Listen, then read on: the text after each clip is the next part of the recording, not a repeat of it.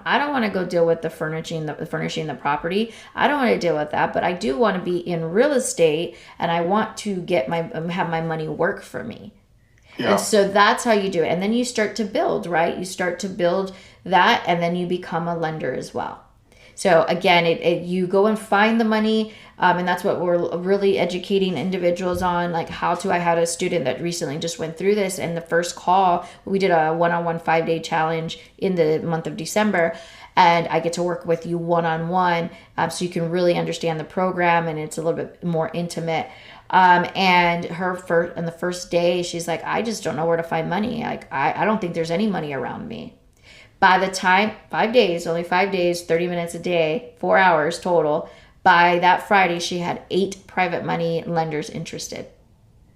And Mm, she's like, love that. and Paradigm shift. it was just mindset, right? Because I Yeah. said, you're giving people an opportunity. Wouldn't you Yeah. rather than bet on Ruben or bet on me because we know that we know what we're doing versus going to someone else that unfortunately maybe not protect them the way they need to?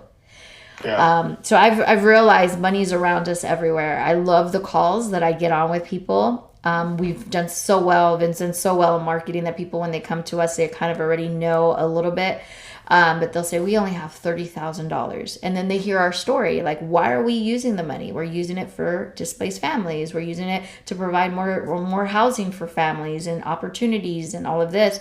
And then by the time we get off that call, they have 80, $100,000. They magically found it in 20 minutes. Isn't that fascinating though? Like that it's so, and this goes back to what we were saying, I think offline. It's like your story matters too, right? Sometimes they're betting on the jockey as well. And I think sometimes we get so conservative, we don't even want to share, but when closed mouths don't ever get fed too, right? So I think it's like the impact that you're making, your story, what's behind your story, and then the bigger thing is the lever, right? When they're leveraging you to leverage that money, the impact it's going to have, especially if you really identify their, you know, what is, again, I think when I asked you what gets them out of bed, if you told me what gets you out of bed is impact, I'm like, hey, by the way, like this specific project, you talk about impact.